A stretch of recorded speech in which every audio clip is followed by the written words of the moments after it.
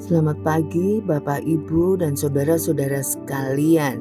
Mari kita menyiapkan hati kita untuk mendengarkan renungan singkat firman Tuhan pada pagi hari ini. Mari kita berdoa. Selamat pagi Bapa di surga, selamat pagi Tuhan Yesus. Terima kasih Roh Kudus untuk penyertaan-Mu sepanjang malam hingga pagi hari ini. Kami bersyukur untuk hari yang luar biasa. Berikan kami telinga seorang murid dan kami mau mendengar kebenaran firman Tuhan. Biarlah firman ini menjadi dasar yang kuat dalam hidup kami sepanjang hari ini. Dalam nama Tuhan Yesus kami berdoa dan mengucap syukur. Amin. Tema kita hari ini, mendukung atau melawan. Bacaan firman Tuhan dari Matius 12 ayat 43 sampai 45. Apabila roh jahat keluar dari manusia, ia pun mengembara ke tempat-tempat yang tandus mencari perhentian, tetapi ia tidak mendapatnya. Lalu ia berkata, "Aku akan kembali ke rumah yang telah kutinggalkan itu." Maka pergilah ia dan mendapati rumah itu kosong, bersih, tersapu, dan rapi teratur. Lalu ia keluar dan mengajak 7 roh lain yang lebih jahat daripadanya, dan mereka masuk dan berdiam di situ. Maka akhirnya keadaan orang itu lebih buruk daripada keadaannya semula. Demikian juga akan berlaku atas angkatan yang jahat ini. Dalam sebuah pemilihan calon pemimpin, seorang teman merasa sangat yakin untuk memilih bersikap netral. Ia tidak memilih calon yang pertama maupun calon yang kedua. Ia merasa kesulitan jika harus memilih satu di antara mereka karena keduanya sama-sama teman kecilnya. Dengan berlaku demikianlah, ia berharap bahwa hubungan baik di antara mereka tetap terjaga.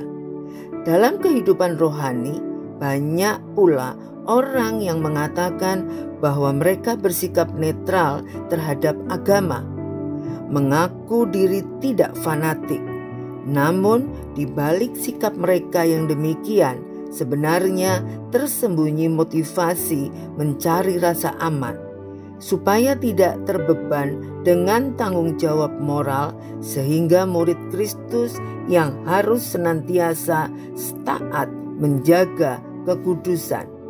Malangnya, bersikap netral bukan cara yang selalu tepat untuk menjaga diri supaya tetap aman. Menjadi netral dalam pengertian tidak hidup dalam kebenaran Tuhan sama saja membiarkan diri kita mengalami kekosongan. Kekosongan menjadi undangan terbuka bagi iblis untuk masuk dan menguasai hidup kita. Mengingat kelemahan manusia dan kecenderungannya untuk berbuat dosa, pertobatan yang pernah kita lakukan bukan jaminan bagi kita untuk tidak terjatuh dalam kehidupan yang salah. Apalagi ada banyak roh jahat yang senang menyerang manusia. Di sisi lain, tidak ada kekuatan lain yang dapat menyelamatkan kita daripadanya selain dengan kekuatan yang bersumber dari Allah. Hanya Roh Allah yang sanggup membentengi kita dari serangan si jahat. Inilah alasan bagi kita untuk tetap memilih hidup di dalam Tuhan. Tidak hidup menurut kehendak Tuhan menjadikan kita seterunya. Mari kita berdoa. Terima kasih Tuhan Yesus untuk kebenaran firman Tuhan pagi ini. Ampuni kami Tuhan bila selama ini kami masih memilih menjadi orang yang aman, sehingga kami tidak bersikap yang tepat dalam menegakkan kebenaran firman Tuhan. Kami sadar ini adalah hal yang salah. Tuhan Yesus, mampukan kami untuk bersikap benar sesuai dengan kebenaran firman Tuhan, sehingga kami bisa menjadi terang dan berkat bagi sesama kami. Dalam nama Tuhan Yesus Kami mengucap syukur. Haleluya.